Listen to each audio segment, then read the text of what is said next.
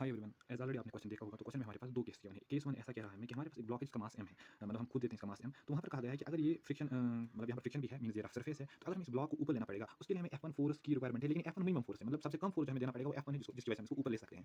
तो ये F1 है, और अगर इसी ब्लॉक को हमने नीचे न देने जाना है, we have to prevent it from sliding down, so at that time we have to apply F2 force, okay, F2 force, okay. So we are being asked about to find F1 by F2। सो अगर मैं इस case 1 की तरफ देखूंगा, तो यहाँ पर अगर हम देखेंगे, ऑब्वियसली अगर इसको ऊपर जाना है, फ्रिक्शन नीचे आएगा, जब फ्रिक्शन नीचे आएगा, फ्रिक्शन की डायरेक्शन ये हुई, ठीक। तो फ्रिक्शन होता है म्यू टाइम्स नॉर्मल, ठीक बात है। और दूसरी बात, इसका वेट का एक कंपोनेंट जो है वो भी नीचे होगा, that will be equal as mg sin of theta. वो रेजोल्यूशन आपको आती है, वो नॉर्मल देखो यहाँ की, वो नॉर्मल है, ऑब्वियसली वेट का एक और एक कंपोनेंट इस डायरेक्शन में होगा, that's mg cos of theta. Along this direction there is no movement, there is no motion, so normal has to be equal to mg cos of theta. So हमारे पास जो म्यू n आएगा, इसके बारे में लिखूंगा mu mg cos of theta.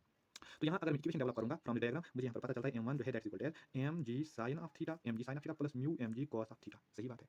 अब इस वाले केस में अगर हम देखेंगे, ऑब्वियसली अगर इसको प्रिवेंट करना है नीचे जाने से, मीन से नीचे जाने की टेंडेंसी रखता होगा, ऑब्वियसली फ्रिक्शनल फोर्स जो है ऊपर की ओर आएगा, again that will be equal to mu times normal, same resolution यहाँ पर भी that is equal to mu mg cos of theta, और एक कंपोनेंट ऑफ वेट जो इस डायरेक्शन में होगा that will be equal to mg sin of theta. सही बात है। तो अगर इसकी इक्वेशन हम डेवलप करेंगे, that will be equal to, क्योंकि F1 वो एक साइड है, तो F2 जो है वो किसके बराबर आएगा, friction plus this is equal to this, so that will be equal to mg sin of theta minus mu mg cos of theta. सही बात है, mu mg cos of theta. तो ये दो इक्वेशन है। क्वेश्चन हमसे कहता है आप F1 डिवाइड बाय F2 निकालिए। सो अगर मैं F1 की बात करूं, mg को कॉमन निकालते हैं यहाँ से, बिल्कुल, तो यहाँ से sin of theta plus mu cos of theta आएगा। सही बात है। तो in the same way F2 में भी हम mg को कॉमन निकालते हैं, तो मैंने mg को कॉमन निकाला यहाँ से sin ऑफ थीटा, लेकिन यहाँ पर minus times mu cos of theta रह गया। लेकिन अगर आपने ध्यान रखा होगा, क्वेश्चन में हमारे पास tan ऑफ थीटा जो है वो 2 म्यू के बराबर गिवन है, और यहाँ पर tan ऑफ थीटा है ही नहीं, तो हमें इस इक्वेशन को या इस एक्सप्रेशन को in terms of tan of theta लाना पड़ेगा। इसी को कहते हैं क्वेश्चन समझना।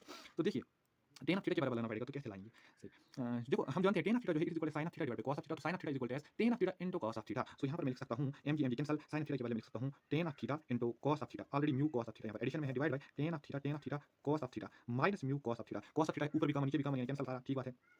तो यहाँ से हमारे पास tan of theta is equal to 2 mu, tan of theta is equal to 2 mu, तो नीचे में लिखूंगा it is equal to 2 mu plus mu divide by 2 mu minus mu, so this equal to 3 mu divide by mu, mu में cancel, that's equal to 3/1। So हमारे पास जो है, हमारे पास जो F1 बाय F2 आ गया वो 3:1 आ गया। प्रोबेबली ऑप्शन नंबर 4 है क्वेश्चन में। Thank you.